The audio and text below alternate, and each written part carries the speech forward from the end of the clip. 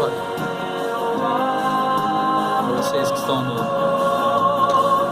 Tudo que o inimigo preparou contra você durante esses anos, Deus vai reverter em teu favor. Só que com uma diferença: Ele sempre nos faz sair maiores e mais fortes. Fica obedecer, traz proteção. Traz luz e escuridão. Me dizer que tu és o caminho. Esse vai ficar desligado? Que é o mesmo dela. Ah, eu não sei como que eu... Cheguei no espaçozinho mais aqui.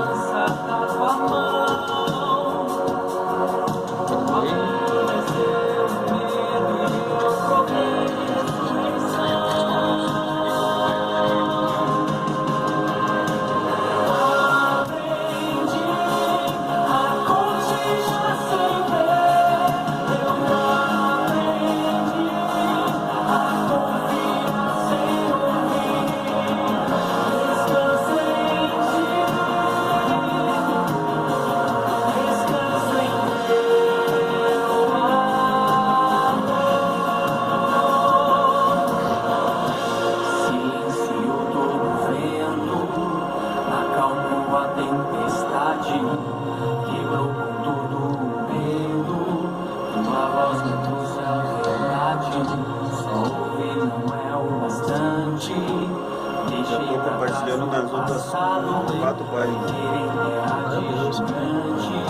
Maior é quem estou firmado, silencio todo vento, acalmo a tempestade, quebrou todo medo, tua voz me trouxe a verdade, só que não é o bastante, deixei pra trás o passado, viver em terra de gigante, maior é quem estou firmado, aprendi a confiar sem ver, eu aprendi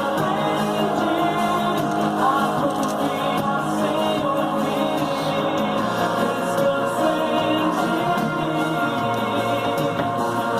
descansa em teu amor.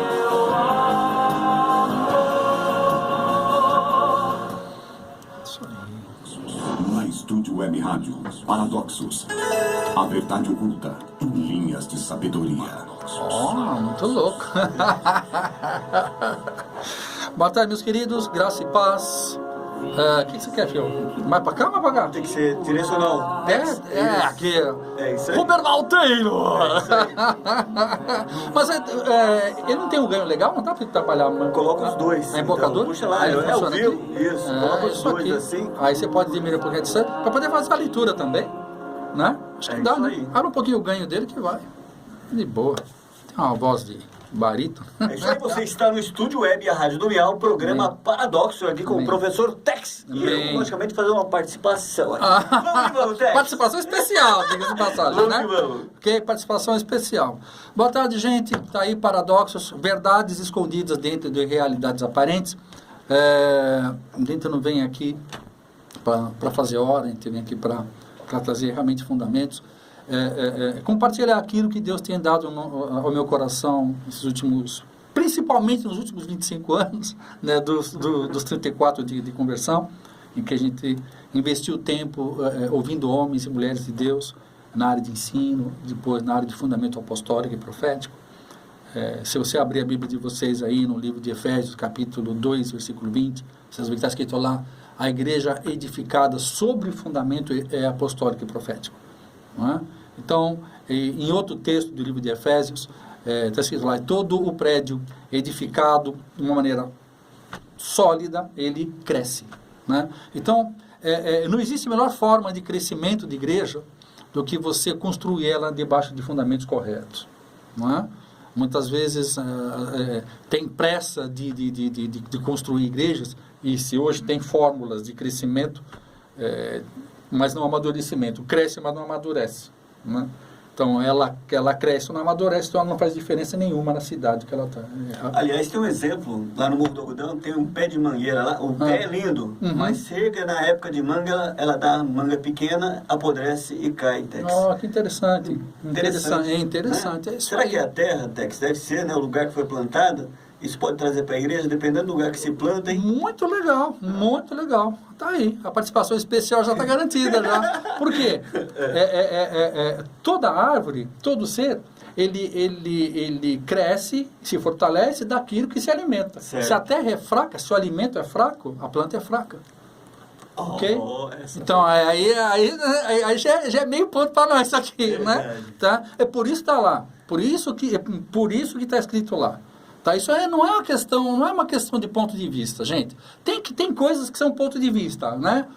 Um acha uma coisa, outro acha outra, mas fundamento é fundamento. Tá? Eu não discuto liturgia. Cada igreja tem a sua liturgia, cada denominação tem a sua liturgia. Porém, contudo, todavia, fundamento é apostólico e profético. Não existe outro fundamento. Sabe? Tanto é que a gente vê pelo efeito. Tem tamanho, tem nome, que é conhecida, né? Todo mundo conhece um pé de manga, né? Bonita, hein? Bonita, bom, né? Sepulcro caiado, né? Mas quando você vai ver, não tem qualidade. É verdade. Não alimenta. Tá? Porque uma igreja, assim como qualquer pé de fruta, ela é plantada para quê?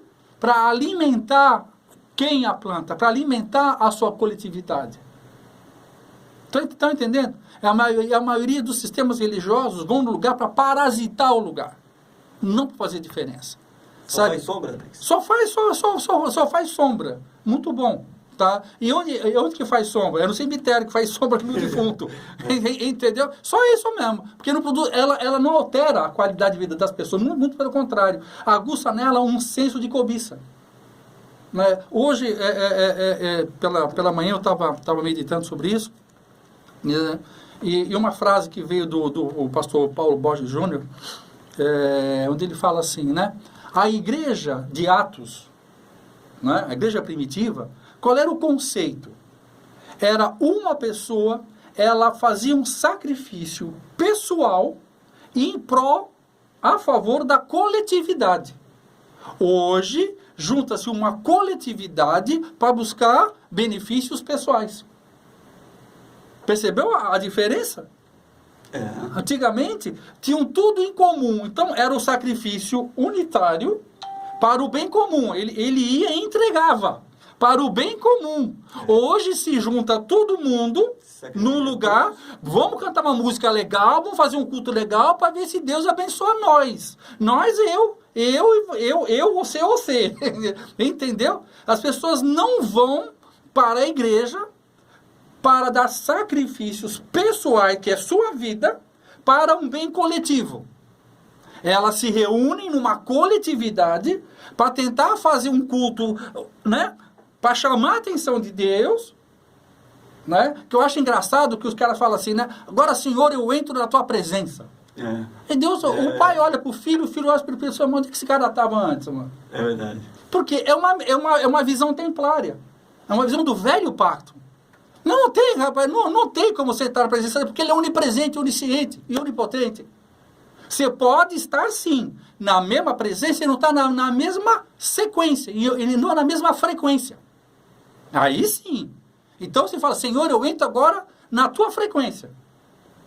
Porque é engraçado que a gente faz um culto para tentar chamar a atenção de Deus, para ver se Deus chega. Na verdade, quando lá você chega, lá e já está. Então, eu não tenho que fazer um culto para chamar a atenção de Deus. Olha para mim. Sabe aquelas musiquinhas da alma? Sabe, para manipulação, musiquinha da alma? Não, velho. Nós temos a nossa oração. Deus já sabe o que eu preciso.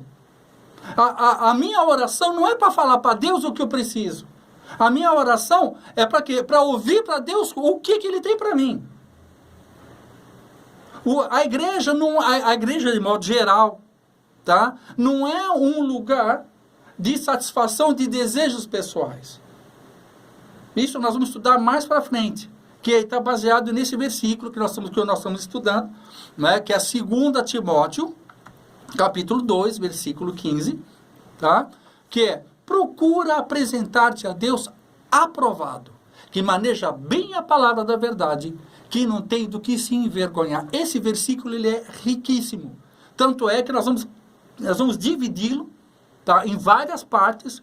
Por quê? Primeiro, outra verdade que foi se perdendo com os séculos. Quando você vai lá, não precisa... Deixa que eu pego aqui. Nós estamos em 2 Timóteo, ok? 2 Timóteo 2,15. Deixa eu ler 1 Timóteo, capítulo 1, versículo 2. 1 e 2. Paulo, apóstolo de Cristo Jesus, segundo o mandado de Deus, nosso Salvador, e de Cristo Jesus, esperança nossa, a Timóteo, meu verdadeiro filho na fé. Então, a primeira coisa que nós temos que entender, outra verdade que foi tirada da igreja e Deus está restaurando, paternidade espiritual. Tá? Paternidade espiritual. Então, quando Paulo está falando, Paulo, eu estou falando, o apóstolo Paulo falando com o pastor Timóteo, vai falar, meu filho espiritual. Não é uma questão de cargo, tá? É uma questão de passar aquilo que Deus deu para Paulo. Tá? Ele fala, meu filho, meu verdadeiro filho. Agora nós vamos começar a entrar no tema. Partindo do princípio que não é um pastor falando com uma ovelha, mas é um pai espiritual falando com o filho. No livro de Coríntios, Paulo fala assim, ainda que vós tivesseis vários preceptores em Cristo, contudo não tereis muitos pais. Ok? Por quê? A função pastoral é uma, e está lá, apóstolo, profeta, pastor, evangelista e mestre, em Efésios 4, de 11 e 18, tá? Mas aí não está falando do ministério pastoral, está falando de paternidade. Pastor traz alimento. Pai espiritual abre os céus de entendimento. É algo superior. É algo superior. Que Paulo foi trazendo os outros apóstolos, você pode ver que eles não falavam sobre paternidade. Embora Pedro exercesse uma paternidade em Marcos, né? Porque ele teve uma paternidade. Porque Jesus também ele exerceu paternidade espiritual. Tá? Porque era chegado um tempo de nós nos movermos, sairmos, não abandonarmos, mas evoluirmos no processo do sacerdócio para a paternidade. Ok? Que outra verdade que também a gente tem levantado. Deus está fazendo com que a sua igreja, ela migre, ela avance de glória em glória, de uma igreja pastoral para uma casa paternal. É diferente você ter uma igreja, de você pastorear uma igreja com uma igreja, ou uma casa paterna. Numa igreja, a prioridade é o púlpito. Numa casa paterna, a prioridade é a mesa. O relacionamento vem antes das suas potencialidades. Quando eu me aliei à rede Mevan, né, do apóstolo Luiz Hermínio, há 8 ou 9 anos atrás, eu fui convidado para uma reunião deles, e fui lá bater papo com eles, tal. E eu queria falar, né, dos lugares que eu fui, né, falar das coisas que eu tinha comigo, né. Aí o apóstolo Rodrigo falou, não, Tex, eu quero saber assim, como é que está a tua família, como é que você está? Sabe, deu um balde de água gelada, né? Porque eu ia falar das minhas potencialidades, falou, não, aqui a gente não quer falar de púlpito, aqui a gente quer falar de mesa. Porque é daqui que nós vamos fazer uma linha de relacionamento. Né? Em algumas reuniões pastorais que você vai, geralmente a coisa funciona assim. Um pastor chega para outro e faz assim, qual o seu nome? Qual o nome da sua igreja? Aí vem a terceira pergunta. Dependendo da resposta da terceira pergunta, não tem mais conversa. Qual é a terceira pergunta que ele faz? O que você faz? Quantos membros tem a sua igreja? Depende de quantos membros tem a sua igreja, o cara nem olha mais na tua cara. Porque ele acha que se você tiver uma igreja pequena, a sua espiritualidade é pouca. É pequena. Tá? Porque está sendo medida hoje a sua capacidade, né, pela quantidade de gente que você tem dentro de 4 paredes. Né? Então, há necessidade. Deus está levantando apóstolos e profetas para trazer o quê? Reforma. reforma apostólica, a reforma profética. Tá? O intuito, a missão da Novo Pacto Caraguá Church é o quê? É, acima de tudo, é trazer uma reforma para o litoral norte, para Caraguatatuba, Ubatuba, e pela rede web, como eu falo, a rede web, o Facebook, principalmente, hoje, já está quase beirando a segunda maior nação do mundo. Milhões de pessoas no mundo inteiro são... Hoje, por intermédio do Facebook, você vai no mundo inteiro sem sair de 4 paredes. Verdade. Que é a igreja pós-pandemia. Tá? Faculdades, vários cursos, todo mundo... Agora, você quer comprar uma câmera para você colocar, custa o triplo do preço. Porque todo mundo, né? Então, é como se Deus estivesse me avisando meses antes, falei, que mandou comprar câmera, para quê, né? Facebook, hoje está, quem diria que a gente está operando aí. Mas vamos lá. 2 Timóteo 2,15. Leia novamente. Inteiro? Por favor. Procura apresentar-te a Deus aprovado, como obreiro que não tem de que se envergonhar, e que maneja bem a palavra da verdade. Amém. Então, a primeira coisa que nós vamos colocar aqui é essa palavra procura. Tá? Por quê?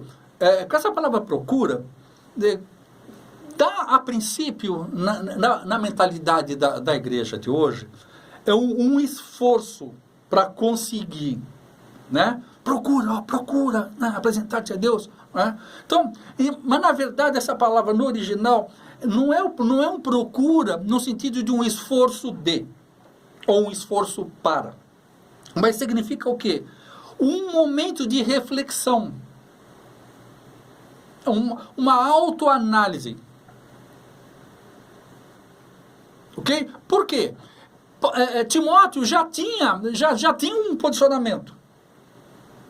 Tá? Então, o que acontece não é exatamente o que você falou a respeito da fruta lá, e eu tenho falado isso para algumas pessoas. Tem muitos ministros que são maduros. Nós temos muitos ministros maduros, mas não basta só ser maduro, tem que ser doce. A fruta não basta estar madura. É verdade. Verdade. Tem que estar doce. Tem muito ministro muito bom, muito maduro, porém amargo, sem sabor. É o que fala no livro de Judas, nuvem sem água. Judas fazendo uma grande observação sobre isso. No Velho Testamento, você vai ver que Deus, quando manda construir o castiçal, o menorá, ele manda colocar alguma série de coisas. O menorá feito de ouro puro, batido, né? E fala assim, coloque ali avelãs, faça avelãs de ouro, assim, e coloca. Aí a gente fala, por que Deus mandou colocar avelã? Porque tudo na Bíblia, tudo na palavra de Deus, tudo fala, tudo é apostólico e profético. Tudo aponta para Cristo.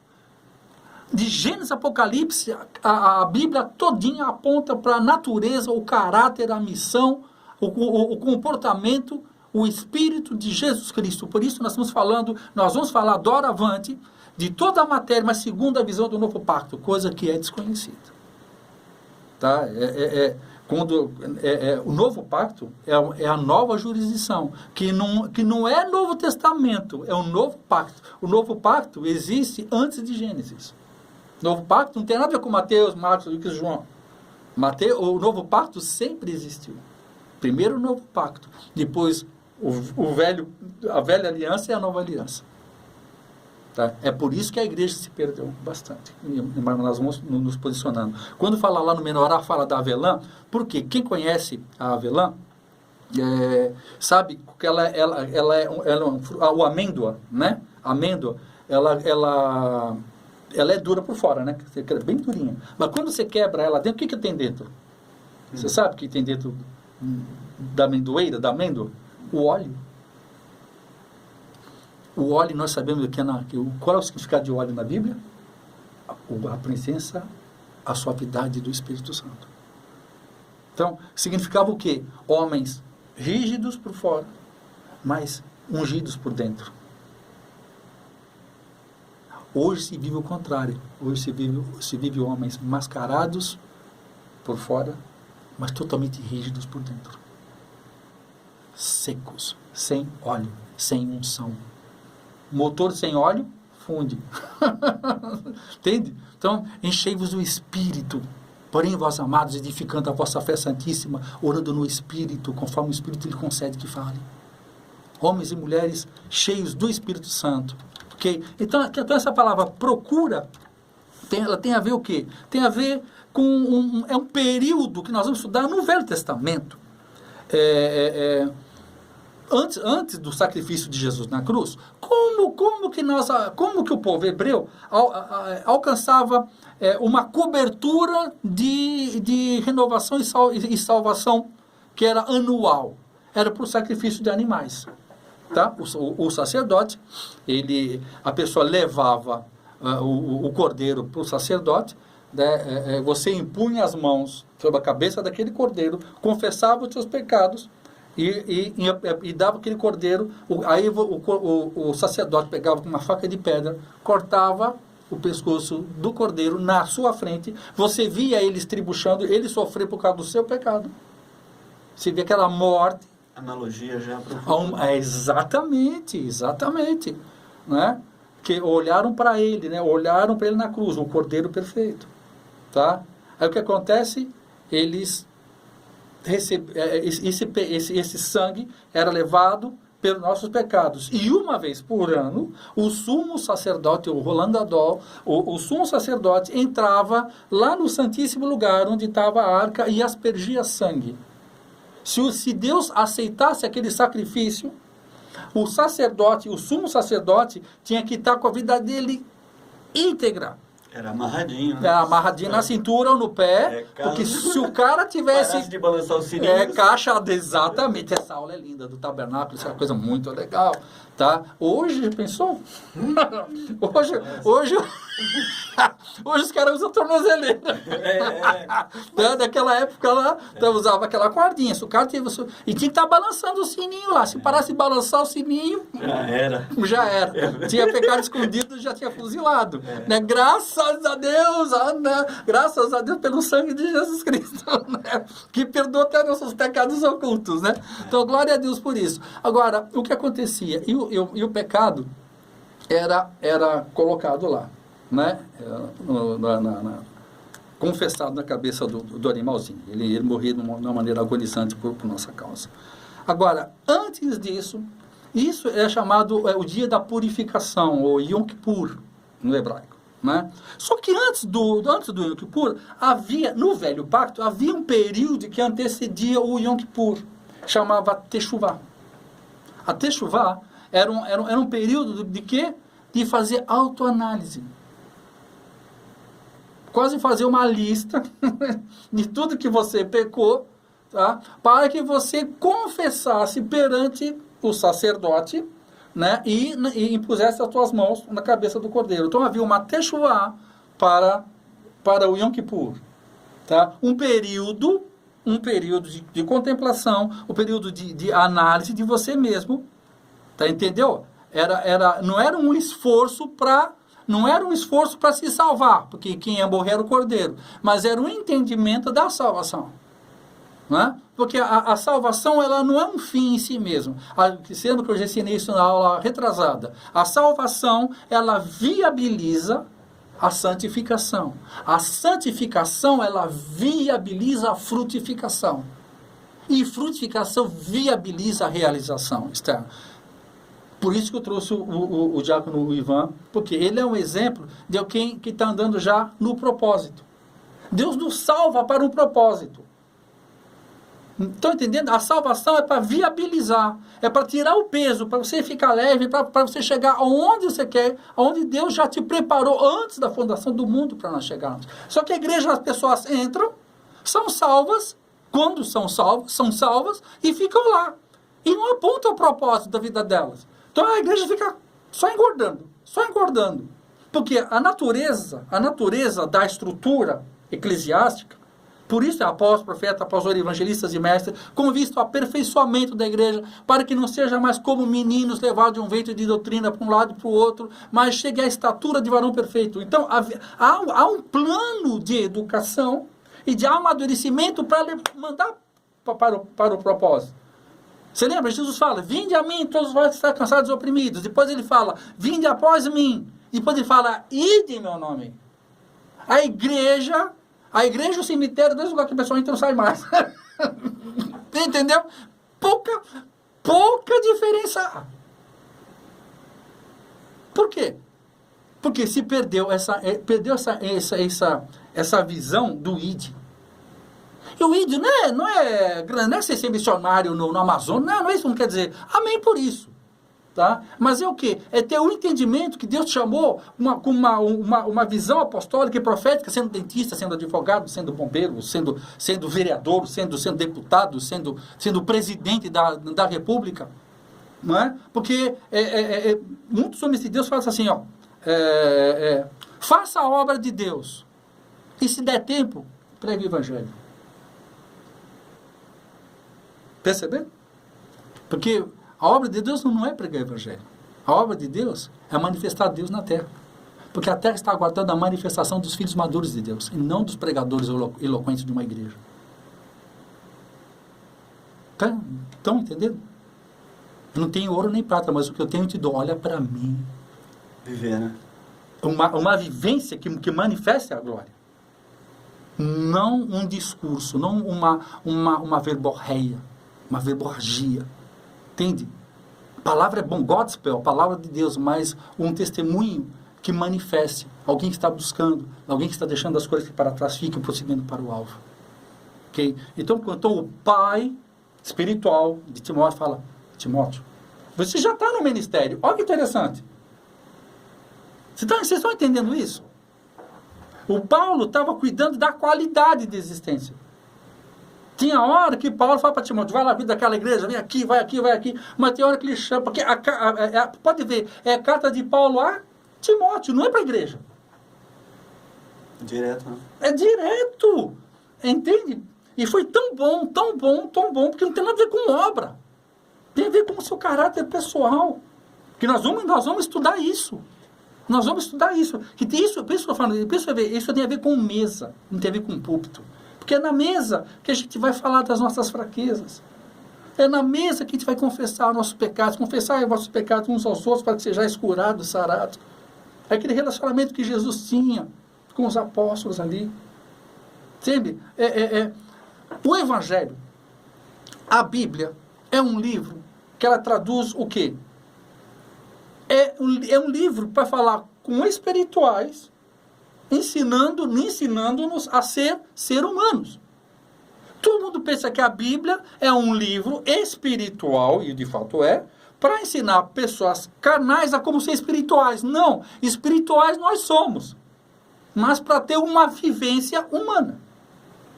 Igual a Jesus. Jesus veio de Maria. Cristo não teve nem princípio nem fim de dias.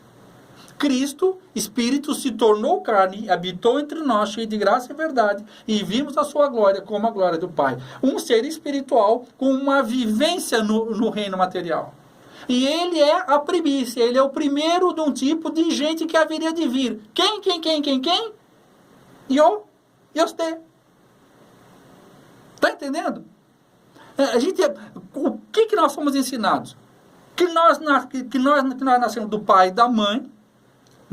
Nós éramos vermezinhos de Israel, ok? Pela misericórdia de Cristo nós somos salvos. Ufa, agora nós vamos fazer o possível para não pecar, para ver se a gente vai para o céu. Então, a experiência que a religião está promovendo na nossa mente é da terra para o céu. Agora, abre para mim, tá? Acho que está aí, Efésios 1:4. Se não tiver, eu tenho que tratar assim. Quer ver uma coisa? Só para a gente quebrar aqui, só para a gente pôr um paradoxo. Por favor. Como também nos elegeu nele antes da fundação do mundo, para que fôssemos santos, irrepreensíveis diante dele em amor. Então, a primeira palavra. Sei aqui, ó. Como também nos elegeu nele, quando? Antes da fundação do mundo. Antes da fundação do mundo. Então, a nossa história não começa no ventre da mãe. Vocês estão entendendo isso? Por que não pregam isso? Por que não pregam isso? Por que não falam lá no versículo 3? E já nos abençoou com toda a sorte de bênçãos. Já nos abençoou com toda a sorte de bênçãos nas regiões celestiais em Cristo Jesus. E olha, ele já me fez antes da fundação do mundo, me elegeu. Você sabe muito bem o que é eleição, é ser escolhido, né? Para ser escolhido, escolha. Está entendendo? Então nós viemos para a Terra já eleitos pelo Pai. Se ninguém votar em você, o Pai, o Filho e o Espírito Santo já votou. E o Pai, o Filho e o Espírito Santo já é maioria para nós. Se teu pai te rejeitou, se tua mãe te rejeitou, se os teus irmãos te rejeitaram, se a família te rejeitou, o Pai, o Filho, o Espírito Santo te aceitou, te elegeu. E já te abençoou com toda a sorte de bênçãos no teu espírito, na tua alma e no teu corpo. Então tudo que você vai ser, tudo que você vai ter, já está escrito antes da fundação do mundo. Já existe um plano aprovado e aprovado para nós. A única coisa que Deus quer de nós é que nós venhamos a parar, ok? Ouvir o plano que Ele tem. A igreja deveria ser um lugar em que nós íamos para a igreja para entender qual é a vontade de Deus para a minha vida. Não para tentar convencer a Deus da minha vontade pessoal. Vamos fazer a corrente aqui. Escreve aí aquele negócio de final de ano, cara. Eu acho um absurdo. Né? Tem quem gosta, eu não gosto. Pega o papel aí e faz uma lista aí. Faz uma lista, eu quero uma Jaguar, eu quero uma casa não sei aonde, eu quero não sei o que. Deus se vira.